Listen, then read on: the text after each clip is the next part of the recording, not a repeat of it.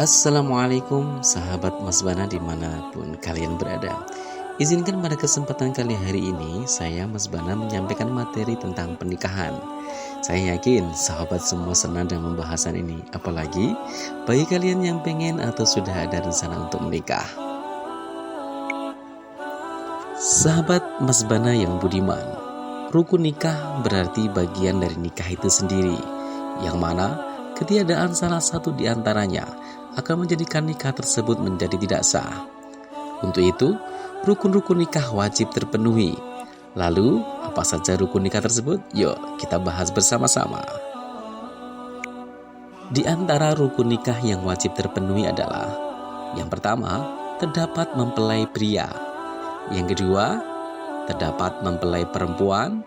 Rukun yang ketiga adalah terdapat wali nikah bagi perempuan. Rukun yang keempat, terdapat 2 orang saksi.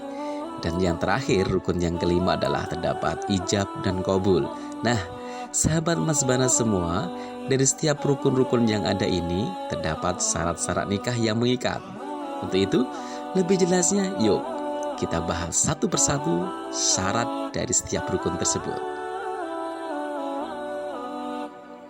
Yang pertama adalah mempelai pria dan ketentuan: 1. Harus beragama Islam. Inilah syarat yang pertama. Syarat yang kedua adalah kehendak sendiri. Yang ketiga adalah bukan mahram. Yang keempat, tidak sedang ikhram haji ataupun umroh. Jika hendak melaksanakan pernikahan, hendaklah rukun syarat wajib dan sunnah haji terpenuhi, sehingga aman hajinya dan aman pula pernikahannya. Rukun yang kedua adalah terdapat mempelai wanita dengan ketentuan syarat sah nikah, yaitu: yang pertama, beragama Islam. Yang kedua, tidak terpaksa. Yang ketiga, tidak bersuami, seorang janda ataupun perempuan. Yang keempat adalah bukan mahram. Kita akan membahas tentang mahram. Menurut pengertian bahasa, mahram berarti yang diharamkan. Menurut istilah dalam ilmu fikih, mahram adalah wanita yang haram dinikahi. Penyebab wanita yang haram dinikahi ada 4 macam. Kategori yang pertama adalah wanita yang haram dinikahi karena keturunan. Seperti halnya contoh. Yang pertama, ibu kandung dan seterusnya ke atas hingga nenek dari ibu dan nenek dari ayah. Yang kedua, anak perempuan kandung dan seterusnya ke bawah, cucu dan seterusnya. Yang ketiga, saudara perempuan sekandung, sebapak atau seibu. Yang keempat, saudara perempuan dari bapak. Yang kelima, saudara perempuan dari ibu. Yang keenam, anak perempuan dari saudara laki-laki dan seterusnya ke bawah. Yang kedelapan, anak perempuan dari saudara perempuan dan seterusnya ke bawah. Itu tadi adalah contoh dari wanita yang diharamkan karena keturunan. Adapun mahram berikutnya, kategori kedua adalah wanita yang haram dinikahi karena hubungan sepersusuan. Seperti halnya yang pertama, ibu yang menyusui. Ibu yang menyusui anak tersebut tidak boleh dinikahi anak tersebut, atau sebaliknya. Yang kedua, saudara perempuan yang sepersusuan. Kategori mahram yang ketiga, yaitu wanita yang haram dinikahi karena perkawinan. Seperti contohnya adalah ibu dari istri, yaitu mertua. Yang kedua, anak tiri, anak dari istri dan suami lain, apabila suami sudah kumpul dengan ibunya. Yang ketiga, ibu tiri, istri dari ayah, baik sudah cerai atau belum. Yang keempat, menantu atau istri dari anak laki-laki. Ini merupakan kategori mahram berikutnya. Yang keempat adalah menantu, istri dari anak laki-laki, baik sudah cerai maupun belum. Kategori mahram yang kelima adalah wanita yang haram dinikahi karena mempunyai pertalian mahram dengan istri. Misalnya, haram melakukan poligami, memperistri sekaligus terhadap 2 orang yang bersaudara, perempuan dengan bibinya, 2 orang bersaudara, perempuan dengan bibinya, seorang perempuan dengan kemenakannya. Syarat yang sahabat semuanya, sebelum melanjutkan, itu tadi adalah mahram yang tidak boleh dinikahi. Ingat, boleh menikah, tidak boleh dengan mahramnya. Sekarang kita lanjutkan pada syarat rukun dari mempelai perempuan, yaitu tidak sedang dalam masa iddah. Masa iddah merupakan masa tunggu bagi perempuan. Jika ia dicerai oleh sang suami atau suaminya meninggal dunia dengan ketentuan sebagai berikut. Yang pertama, wanita yang sedang hamil masa iddahnya sampai melahirkan anaknya. Yang kedua, wanita yang tidak hamil sedang ia ditinggal mati suaminya, maka masa iddahnya adalah 4 bulan 10 hari. Yang ketiga, wanita yang dicerai suaminya sedang ia dalam keadaan haid, maka masa iddahnya 3 kali quru, yaitu 3 kali suci. Berikutnya, wanita yang tidak haid atau belum haid, masa iddahnya selama 3 bulan. Yang kelima, wanita yang dicerai sebelum dicampuri suaminya, maka baginya tidak ada masa iddah. Sahabat semua, itulah rukun yang kedua berserta syarat-syaratnya. Kita akan lanjutkan dengan rukun yang ketiga.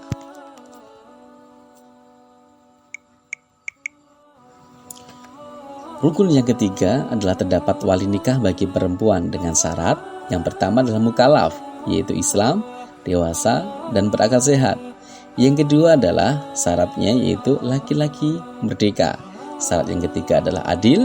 Dan yang keempat adalah tidak sedang ihram, haji, ataupun umroh.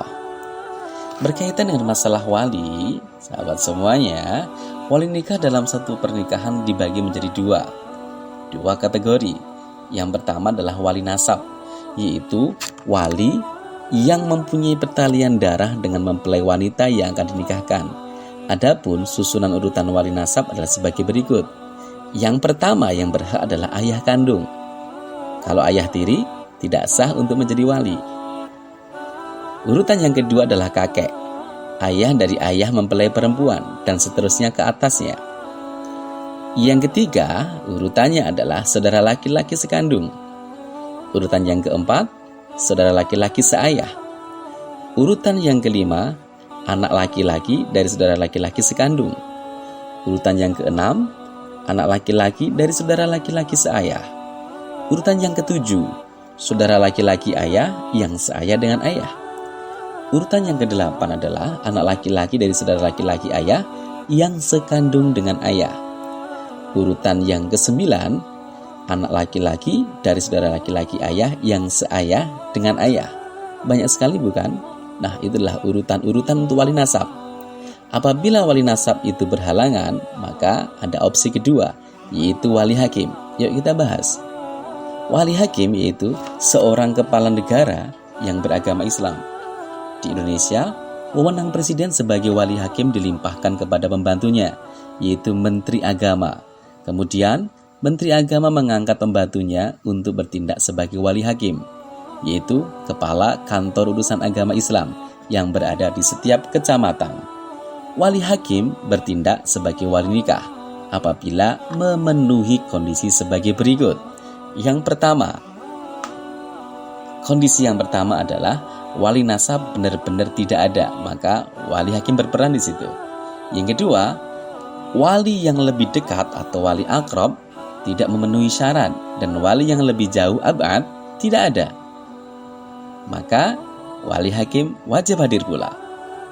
Yang ketiga, wali akrab bepergian jauh dan tidak memberi kuasa kepada wali nasab urutan berikutnya untuk bertindak sebagai wali nikah. Yang keempat, wali nasab sedang berikhram haji atau umroh. Yang kelima, wali nasab menolak bertindak sebagai wali nikah. Yang keenam, wali yang lebih dekat masuk penjara sehingga tidak dapat bertindak sebagai wali nikah. Lalu yang ketujuh, wali yang lebih dekat hilang sehingga tidak diketahui tempat tinggalnya. Yang kedelapan, wali hakim berhak untuk bertindak sebagai wali nikah sesuai dengan sabda Rasulullah SAW yang artinya dari Aisyah radhiyallahu anha berkata, Rasulullah SAW bersabda, tidak sah nikah seorang kecuali dengan wali dan 2 orang saksi yang adil. Jika wali-wali itu menolak jadi wali nikah, maka sultan yaitu wali hakim bertindak sebagai wali bagi orang yang tidak mempunyai wali. Hadis riwayat Darul Qutni. Rukun yang keempat adalah terdapat 2 orang saksi dengan syarat yang pertama adalah mukallaf, Islam, dewasa, serta sehat akalnya.